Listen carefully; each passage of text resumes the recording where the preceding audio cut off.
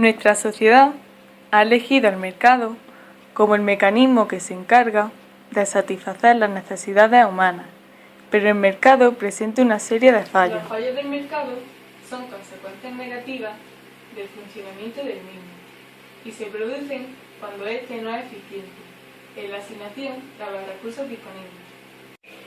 En este corto vamos a hablar de dos de esos fallos. Uno de los fallos es la inestabilidad de los ciclos económicos.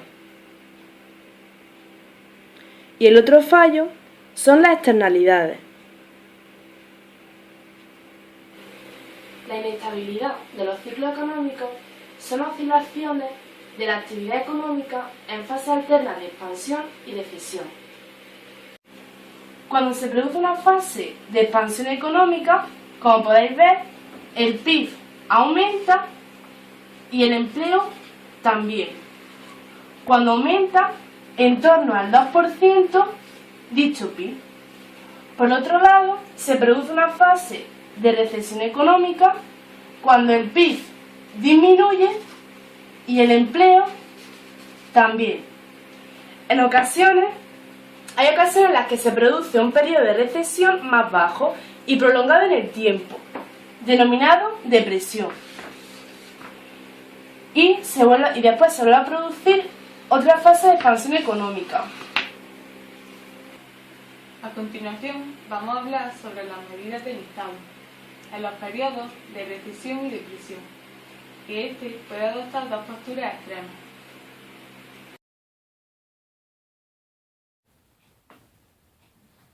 Una de las posturas extremas es no intervenir, es decir, dejar al mercado que se autorregule, que quiebre las empresas ineficientes y se liberen los factores productivos, como son el trabajo, el capital y los recursos naturales. Esta postura la adoptan los liberales y neoliberales, es decir, son actividades económicas ineficientes, las cuales no tenemos por qué costearlo los demás.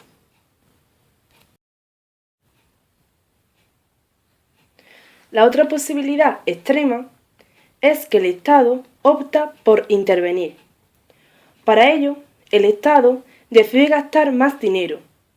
Por ejemplo, invertir en obras públicas. Con esto se pretende estimular la demanda y contratar a trabajadores, por lo que aumenta el consumo de las familias, la inversión de las empresas y el empleo. Esta postura la adoptan los keynesianos. De los ciclos económicos, otro fallo del mercado son las externalidades. Las externalidades son consecuencias derivadas de la actividad económica que afectan a personas distintas de las que realizan la actividad en cuestión y no tienen reflejo en los precios de los bienes y servicios producidos. Las empresas tienen en cuenta solo los costes internos, es decir, los derivados de los factores productivos, por lo que los consumidores demandan bienes y servicios en función de precios falsos.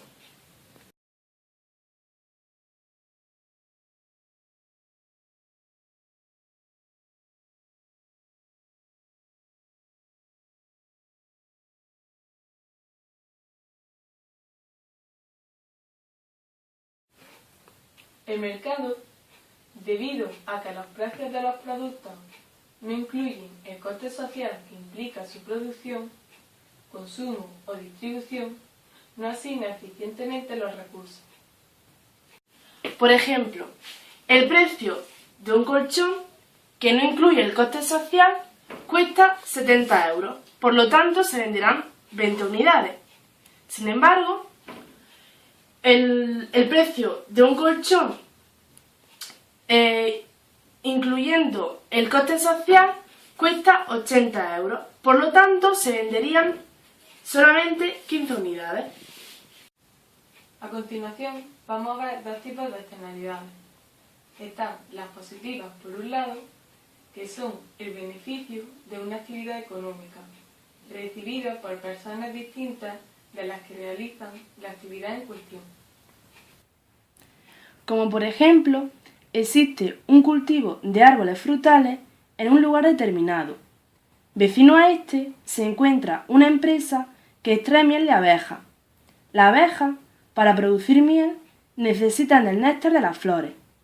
A su vez, para que los árboles den fruta, es necesario que exista una polinización, la cual facilita por el movimiento de insectos de flor en flor. Por lo tanto, sin haber pagado el dueño de los árboles, está beneficiándose de una externalidad positiva por el néctar de que el vecino produzca miel de abeja y tenga abejas cercanas a su cultivo. De la misma forma, el vecino está recibiendo una externalidad positiva, producida por el cultivo de árboles por el hecho de tener cerca las flores de estos. Y por otro lado se encuentran las externalidades negativas, que son el coste de una actividad económica que recae sobre las personas distintas de los que realizan dicha actividad, como por ejemplo el efecto de la contaminación que repercute a la salud. Además, produce la alteración de zonas de recreación y culturales. A continuación, vamos a ver un vídeo relacionado con esta última Combustión externalidad. que permite transformar energía térmica en energía mecánica. A partir de la reacción química se generan gases tales como dióxido y monóxido de carbono, entre otros. Dichos gases tienen efectos negativos en la salud de las personas, produciéndose lo que en economía se conoce como externalidades negativas.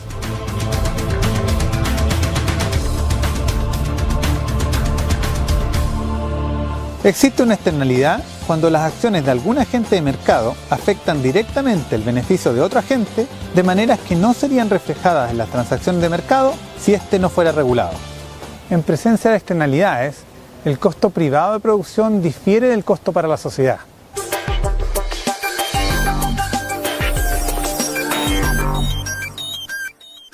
El principio económico básico usado para alcanzar el óptimo social en presencia de externalidades es el internalizar la externalidad. Esto quiere decir lograr que los costos asociados a la externalidad sean incorporados en la toma de decisión de los agentes privados. Existen diversos instrumentos económicos para internalizar la externalidad. Los más usados son las normas y multas, los impuestos y los derechos transables.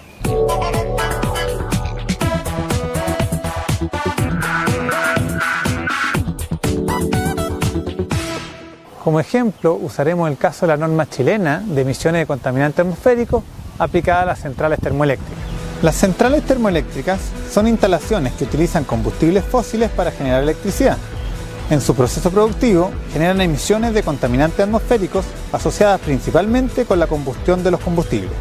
Las características de las emisiones dependen del tipo y calidad de los combustibles, la tecnología y eficiencia de la combustión, la tecnología de los quemadores, las buenas prácticas de operación y mantención y el uso de sistemas de control de emisiones. Las termoeléctricas generan emisiones de partículas, gases y materiales pesados, las que se deben regular debido a sus efectos dañinos para la salud humana. En este caso, el diseño de una norma debe contemplar el estudio detallado de los impactos económicos, ambientales y de seguridad de suministro que implican los distintos niveles de la norma. En el esquema vemos la metodología que fue utilizada para determinar los niveles vigentes de la norma de emisiones para las termoeléctricas. Esta metodología evalúa distintos escenarios regulatorios y estima el grado de cumplimiento actual de las empresas con las tecnologías existentes. Para cada escenario regulatorio se hace un análisis de la evolución del cumplimiento de la norma en un horizonte de entre 10 y 15 años. También se analiza exhaustivamente la factibilidad técnica de implementar las medidas que debe tomar cada empresa para cumplir con el escenario regulatorio y se evalúan los costos asociados a dichas medidas. Ahora vamos a hablar sobre la política medioambiental, la cual es el conjunto de planes, leyes y medidas que adopta el sector público para proteger y conservar el medio ambiente.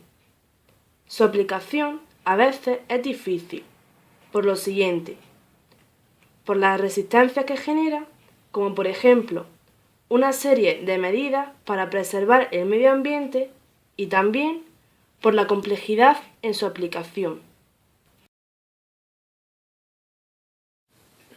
El sector público puede aplicar diversas medidas para luchar contra la contaminación, que es una externalidad negativa. Destaca el umbral máximo, que consiste en determinar unos límites que marcan la máxima contaminación que una empresa está autorizada a causar, como por ejemplo, una puede emitir una cantidad determinada de CO2. También destacan los impuestos unitarios, que es la cantidad que se paga, la cual está en relación con lo que se contamina. Y por último, las licencias de contaminación, en las cuales se especifica el límite de emisión de las diversas sustancias contaminantes, como por ejemplo el Protocolo de Kioto.